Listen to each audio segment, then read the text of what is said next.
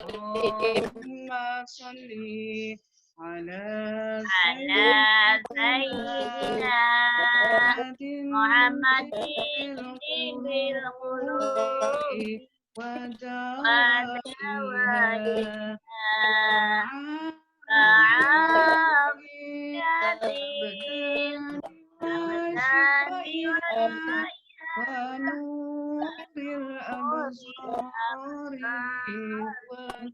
وضيائها وعلى آله وصحبه وسلم اللهم صل على سيدنا محمد بالقلوب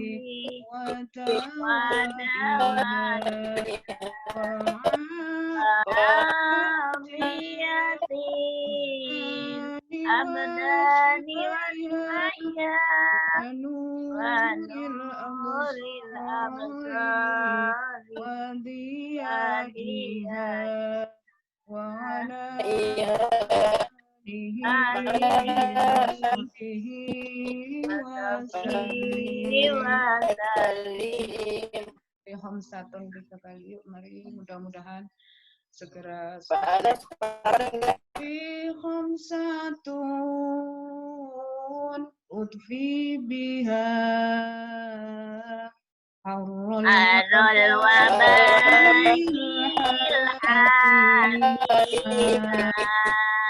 al-Mustafa wal-Murtada وابنهما وفاتهما لخمسة أضفيها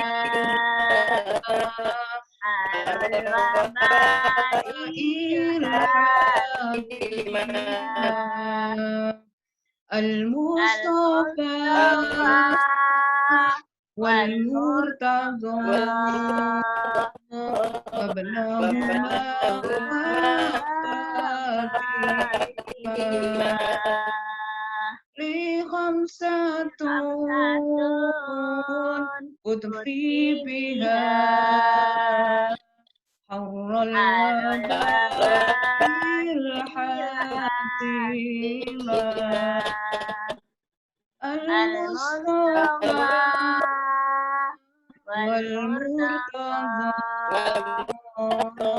وابنهما وفاتهما لخمسة أضفي بها حر الوباء الحاتمة المصطفى والمرتضى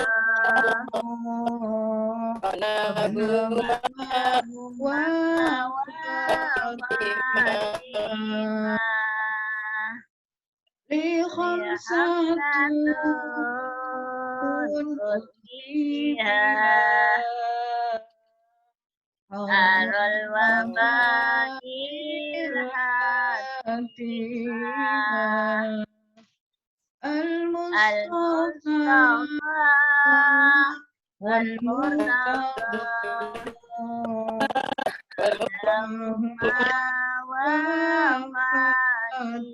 وفاتهما لخمسة أضفيها حر الوباء الحاتمة المصطفى والمرتضى وابنهما وفاتهما لخمسة أضفي بها حر الوباء الحاتمة المصطفى والمرتضى وابنهما وفاطمة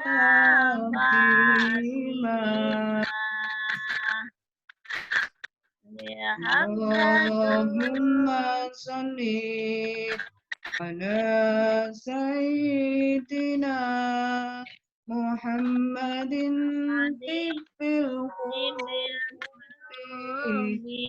ودوائها وعافية الأبدان وشفائها ونور الأبصار وضيائها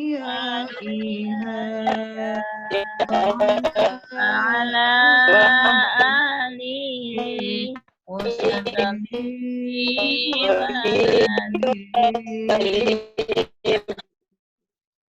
Tes suara Bu Faiza, dites coba, bagus nggak? Assalamualaikum. Bu Anis, Assalamualaikum. Waalaikumsalam. Bu Sururin, Alhamdulillah. Kita lanjutkan saja karena ini sudah terrekod dan Bu Inet ini masih proses sepertinya. Mohon Bu Sururin, monggo nanti kita isi bersama. Assalamualaikum warahmatullahi wabarakatuh. Alhamdulillah wa syukrulillah wa astaghfirullah la haula wala quwata illa billah amma ba'du. Mohon izin saya mute nanti yang lain. Berjumpa kembali dalam kajian virtual episode ke-5 yang diadakan oleh Hikmat Muslimat NU Pusat, di mana pada kesempatan kali ini mengambil tema tentang sehat, tetap sehat, puasa tetap sehat masa pandemi COVID-19. Sebenarnya ada dua variabel. Yang pertama tentang sehat itu sendiri, baik itu di puasa ataupun tidak, apalagi ditambah di masa pandemi COVID-19.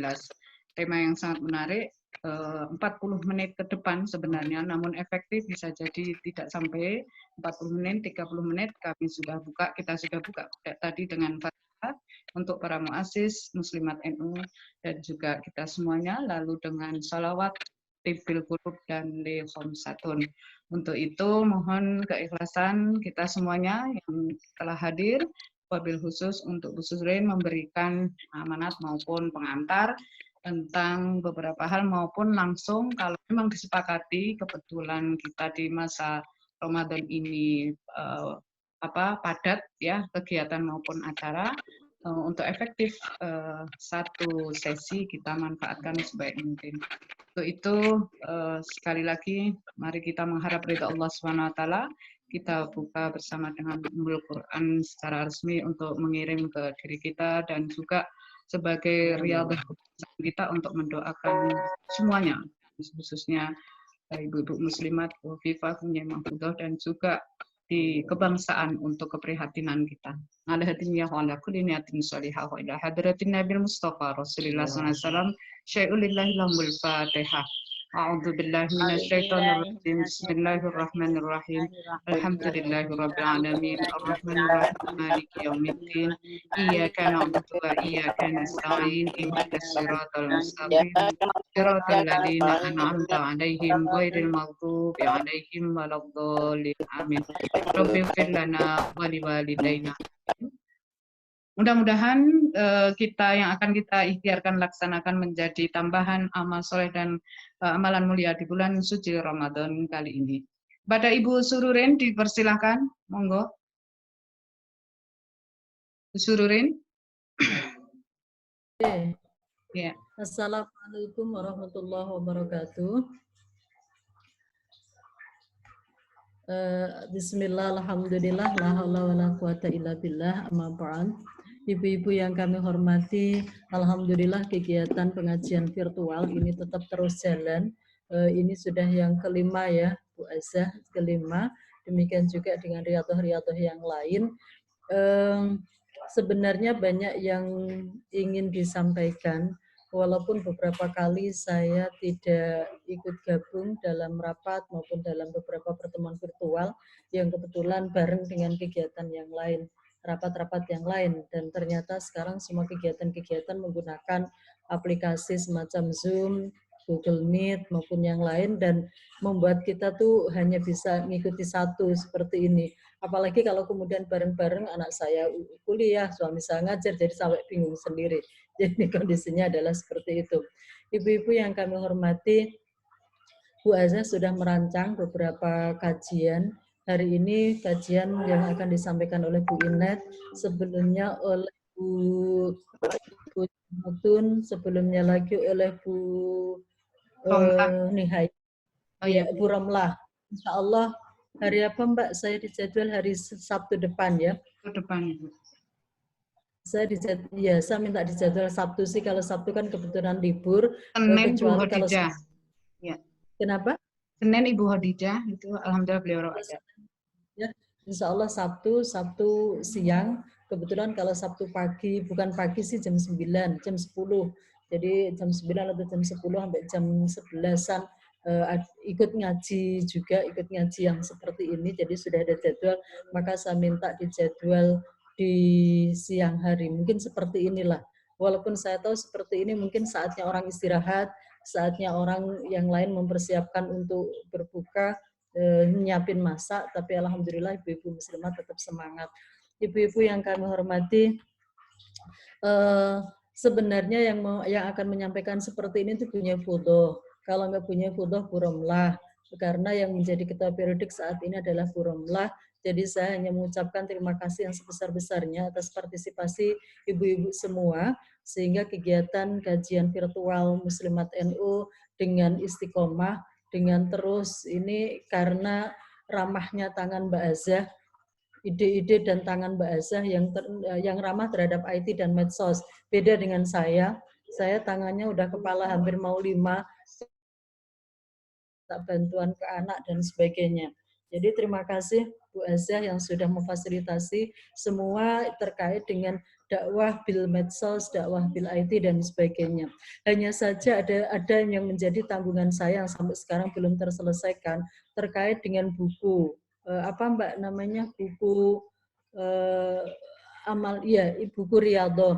Sebenarnya Muslimat Hikmat itu sudah menyusun Riyadhah yang memang khas Riyadhah, yang disusun oleh Bu Romlah, tapi karena kemarin ada kondisi lockdown dan sebagainya, sehingga yang sudah dirancang buku yang seharusnya akan dicetak dan akan dibawa ke Surabaya dalam acara Mukernas, akhirnya belum terselesaikan. Kemudian muncul gagasan untuk membuat buku Riyadhah khusus, pegangan Riyadhah khusus terkait dengan pandemi COVID-19 ini. Lagi-lagi karena ada satu dan lain hal, terutama kemarin sebenarnya ada beberapa yang ingin kita tambah, tapi setelah begitu saya lihat judulnya adalah khusus untuk pandemi COVID-19, akhirnya memang buku yang akan disusun khusus terkait dengan kondisi saat ini, yaitu kondisi COVID-19.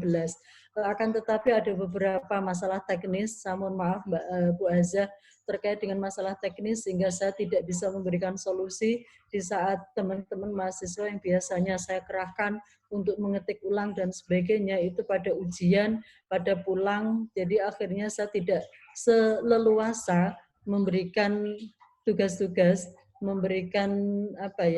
meminta kepada mahasiswa-mahasiswa saya yang biasanya bantu itu mengetik ulang. Jadi sampai kemarin aja anak saya, Bu, nasi UTS, jadi akhirnya ya udahlah, akhirnya saya pasrah, sehingga yang rencana semula di awal Ramadan ini harusnya sudah di-launching atau sudah dibagikan, akan tetapi sampai sekarang belum bisa dibagikan karena memang masih ada beberapa kendala teknis dalam penulisannya. Dan kemarin sudah saya sampaikan ke Bu Azah dan juga ke Ketua Periodik terkait dengan kendala-kendala teknis yang terkait dengan buku amaliyah atau Riyadhah selama COVID-19 ini. Saya kira ini Mbak Azah, dan insya Allah minggu depan mungkin hanya sekedar sharing aja cerita terkait dengan kebetulan tesis saya meneliti tentang Rabi'atul Adawiyah. Insya Allah minggu depan saya coba untuk sharing terkait dengan tesis saya terkait dengan Robiatul Adawiyah, salah satu tokoh sufi perempuan yang ajaran-ajarannya sangat sangat mendalam sekali, sangat bermakna sekali, apalagi dikaitkan dengan saat ini di mana kita sedang menjalankan ibadah di bulan suci Ramadan. Saatnya kita benar-benar menata jiwa kita, mensucikan jiwa kita. Ya kalau kemudian sampai kepada satu tahapan, satu makom mahabbatullah sangat-sangat bagus sekali. Dan kayaknya orang-orang muslimat sudah pada menuju ke sana. Kalau saya masih belajar, saya masih belajar dan belajar, kayaknya kalau muslimat sudah sampai ke sana. Terima kasih, itu aja Mbak Asa yang bisa saya sampaikan. Terima kasih ibu-ibu semua, Ibu Faiza, Ibu Hadijah, kemudian ada ya semuanya. Jadi senang banget walaupun tidak ikut ngaji di pagi hari karena seringkali kalau pagi itu ada kuliah akhirnya saya nggak jadi ikut ngaji yang tadarus ya. Tadarus, ya. Ya, kalau Senin saya kuliah, kemudian kalau hari Rabu juga kuliah, akhirnya udahlah saya ikut tadarus itu kan tiap hari ya dilaksanakan. Tiap hari dari jam 7 sampai selesai. Iya, jadi karena itu alasannya akhirnya mau daftar nggak jadi. Itu saja ibu-ibu, terima kasih semua yang sudah berpartisipasi, semoga semakin bertambah pesertanya. Terima kasih. Assalamualaikum warahmatullahi wabarakatuh. Waalaikumsalam warahmatullahi wabarakatuh. Inilah keterbatasan kita di masa pandemik 19 seperti ini. Sudah kita schedule sedemikian rupa. Namun sampai saat ini untuk Dr. Inet belum bisa terhubung dalam arti posisi apakah kemudian rehat dan lain sebagainya, belum ada keterangan dan belum bisa terhubungi. Namun demikian ibu-ibu yang saya hormati, apresiasi yang tinggi untuk bergabung pada kesempatan kali ini. Dan tadi disampaikan, saya tertarik Bu Sururin tentang tesis ataupun disertasi tulisannya Ibu tentang Robiah Adawiyah. Berarti Robiah Adawiyah itu adalah simbol perempuan yang sampai saat ini saya juga tidak tahu apakah itu bisa, bagaimana implementasinya di keseharian kita ibu-ibu ini agar supaya bisa mengambil ibroh ataupun bisa mencontoh sikap dan juga perilaku serta pola pikir dari Ibunda Robiah Adawiyah yang sekilas kalau yang ditangkap ini kajian agak spontanitas itu memang bagaimana kemudian saking tingginya mahabbah dan lain sebagainya itu Robiah Adawiyah adalah simbol yang tidak butuh dunia. Dan saya bayangkan beliau itu orangnya cantik, kemudian orang yang melihat pasti tertarik, tapi beliau sendiri tidak terukur oleh indahnya dunia, saking zuhudnya atau gimana, mungkin bisa diluruskan. Dan istilahnya apakah kita bisa menjadi pribadi-pribadi seperti Robiah Adawiyah? Mohon pencerahannya.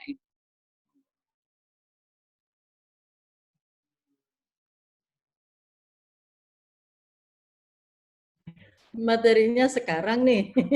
Emang buat besok? Kita ngisi waktu. Saya belum membuat PPT, sebenarnya ingin saya buat PPT, tapi kemudian ya belum menyiapkan PPT. Kebetulan ini saya nggak tahu, mestinya tuh saya scan dulu, baru saya foto dulu. Ini kebetulan buku saya tuh tesis sebenarnya. Ini tesis saya, judulnya tuh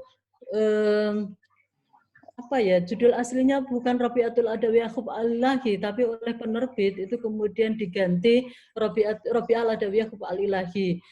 Aslinya itu dimensi psikologi agama dalam kehidupan sufi Robiatul Adawiyah. Jadi ingin saat ini atau pada kesempatan yang pertama saya ingin berbagi terkait dengan tesis saya. Nanti kalau ada kesempatan, ini sebenarnya disertasi saya karena yang menerbitkan itu Kemenak, jadi sangat terbatas, hanya 300 eksemplar dan itu habis saya bagi-bagi.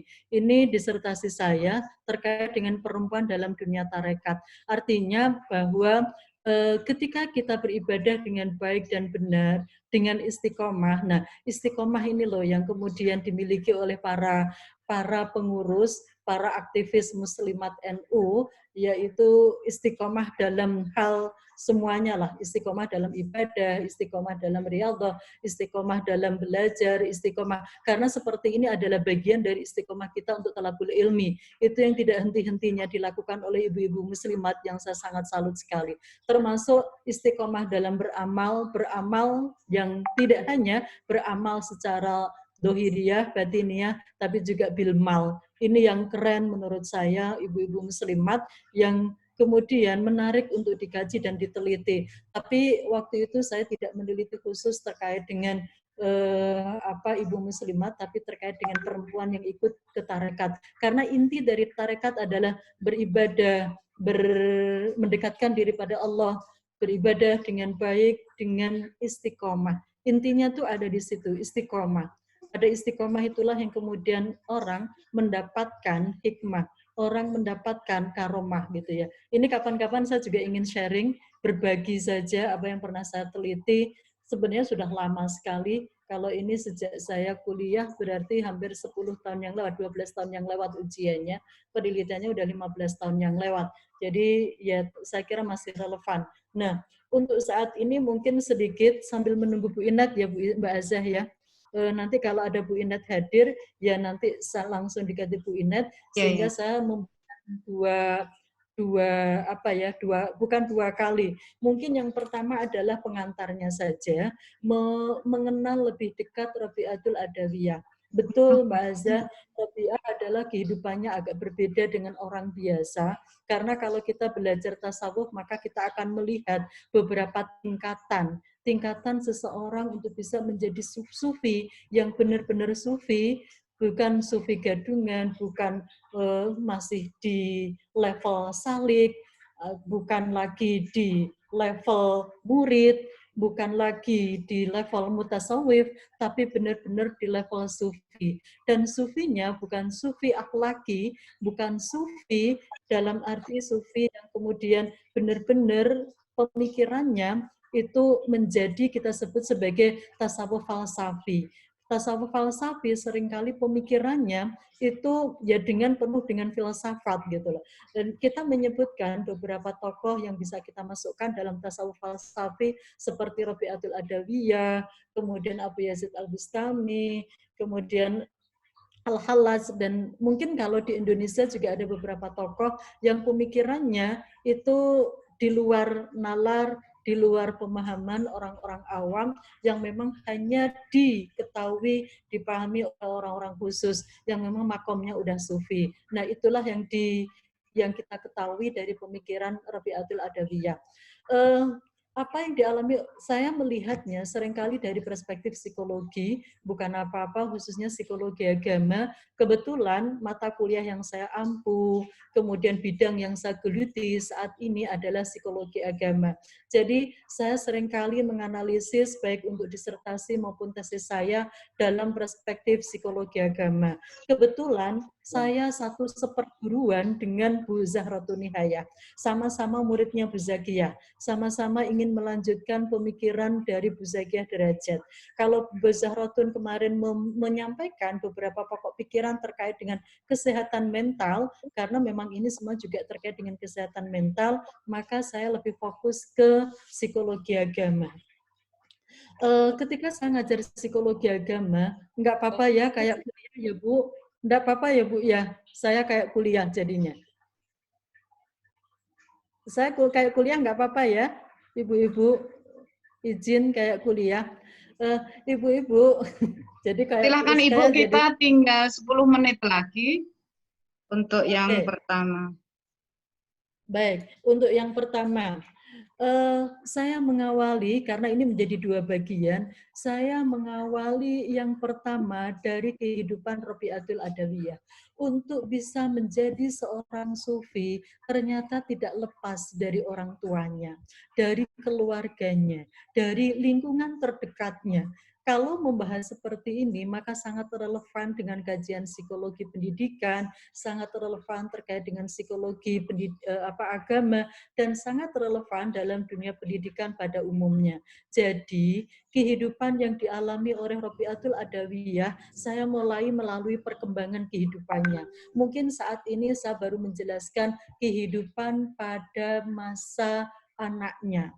Nah, bahkan sebelum kelahiran Robiatul Adawiyah pun juga sudah melihat tanda-tanda bahwa yang akan lahir ini adalah orang-orang yang benar-benar menjaga kesucian jiwanya, yang kemudian kita sebut sebagai waliullah, wali perempuan gitu, waliullah. Saya mengawali dari yang pertama, Bapak Ibu, astagfirullahaladzim, terbiasa menyampaikan ke Bapak-Bapak. Saya mengawali dari yang pertama, dari masa kelahiran Robiatul Adawiyah. Robiatul Adawiyah ini lahirnya di Basrah. Basrah itu sekarang ada di Irak gitu ya, di Irak. Jadi pada saat malam kelahiran Robiatul Adawiyah itu tidak ada, kalau dulu kan belum ada listrik, yang ada hanya minyak untuk menyalakan lampu. Nah, pada saat itu tidak ada minyak untuk menyalakan lampu. Ini cerita ya, yang saya cerita bahwa kehidupan seseorang itu sangat dipengaruhi oleh kehidupan di mana dia tinggal, sangat dipengaruhi oleh pendidikan orang tuanya, sangat dipengaruhi oleh sikap dan perbuatan orang tuanya. Ini yang mau saya sampaikan, dan itu terkait dengan kita semua, bahwa apa yang terjadi pada putra-putri kita sangat terkait dengan apa yang sudah kita lakukan terhadap mereka. Nah, ini hanya sekedar menguatkan saja, dan saya menyampaikan cerita dari Robiatul Adawiyah. Jadi gini, pada saat kelahiran Robiatul Adawiyah, memang hidup orang tua dari Robiatul Adawiyah kehidupannya sangat-sangat memprihatinkan, miskin gitu ya, sangat miskin pada saat itu, bahkan lampu untuk menyalakan, untuk menerangi rumahnya pun juga tidak ada. Nah, tapi ada yang menarik. Yang menarik adalah orang tuanya tuh bermimpi untuk mendatangi para, kalau dulu kan istilahnya gubernur ya, gubernur yang ada di Basrah, bahwa biasanya gubernur ini tiap malam kelahiran Rasulullah itu selalu, malam kelahiran Rasulullah bisa jadi malam Senin, atau yang di sini disebutkan, ada juga yang menyebutkan malam Jumat. Itu jadi setiap malam itu membaca 4 malam Jumat ya, setiap malam, dan 400. Jadi gini, Amirul Mukminin saat itu, Gubernur Basrah, itu setiap malam itu membaca sholawat 100 kali. 100 kali setiap malam, dan 400 kali tiap malam Jumat. Tetapi malam Jumat terakhir beliau, Amir ini, lupa membaca sholawat. Nah, kemudian bapaknya Robiatul Adawiyah bermimpi ketemu Rasulullah. Dibilangin dalam mimpinya, Rasulullah berpesan, tolong sampaikan ke Amirul Mukminin, kalau Amirul Mukminin, yaitu Gubernur Basrah, itu malam Jumat kemarin lupa tidak membaca sholawat. Ya, ini menjadi sangat menarik betapa kuatnya sholawat. Sholawat adalah tanda cinta kita pada Rasulullah. Hampir-hampir setiap hari bisa menangis dengan kondisi seperti ini. Kangennya kita kepada Masjidil Haram, kangennya kita ke Madinah, kangennya kita ke Rasulullah, bisa membuat kita menangis. Dan orang yang bisa menangis karena Rasulullah, cinta pada Rasulullah, insya Allah selalu mendapat syafaat dari beliau dan mendapatkan karomah dari beliau. Nah, ini yang diceritakan Amir yang ada di Basrah, namanya Isa Zaidan. Amir yang menyampaikan pucuk surat pada Rasulullah bahwa Amir ini biasanya setiap hari baca sholawat itu 100, kemudian malam Jumat 400, tapi dia lupa membaca sholawat. Maka ayahnya Robiatul Adawiyah diminta untuk menghadap Amir untuk mengingatkan, dengan membawa surat mengingatkan bahwa kemarin dia lupa membaca sholawat. Amir menjadi heran, kok bisa bapaknya Robiatul Adawiyah itu kemudian tahu kalau dia tidak baca sholawat. Nah, sebagai apa ya, bahasa satu kayak sebagai hukumannya gitu ya, sebagai gantinya, maka Amir ini diminta untuk memberikan 400 dinar yang sebagai apa ya, imbalan, sebagai kalau tidak membaca sholawat sebagai gantinya untuk diberikan kepada Rabi'atul Adawiyah. Jadi mulai dari masa kecil ini sudah kelihatan kewalian Rabi'atul Adawiyah. Ini yang sedikit saya sampaikan terkait dengan masa-masa sebelum kelahiran atau pada saat kelahiran Rabi'atul Adawiyah. Masa kecil Rabi'atul Adawiyah. Ya Ibu, baik, terima kasih. Ini kebetulan waktunya. Mohon izin. Habis. Ya, karena tiba-tiba terkat malah tambah nggak enak. Kesepakatan apakah mau dibuka sesi 2 atau kita cukupkan sampai di sini? Dan alhamdulillah bergabung bersama kita ada Mbak Tuti NH, orang Litbang Kemenak Pusat, ada Mbak Ifati Zamima. Namun demikian sekali lagi terima kasih Mbak Tuti. Untuk Kak Inet kebetulan karena kita memang ada batasan banyak ya kalau ada virtual seperti ini sehingga sampai saat ini belum bisa terhubung. Saya mohon maaf dan mungkin kehilafan di mana kita belum bisa ketemu. Inilah rezekinya hari ini. Mohon izin Bu Sururin, apa kita mau buka sesi 2 dalam arti ini atau cukup? Saya kira cukup karena ini waktunya siap. internet. Untuk itu terima kasih banyak Bu Sururin ya. Dan tadi sudah kita salawatan banyak, Mbak Tuti kapan-kapan bisa gabung lagi. Untuk closing step, saya menyampaikan oleh-olehnya Bu Faiza, Bu Hadijah hari Senin.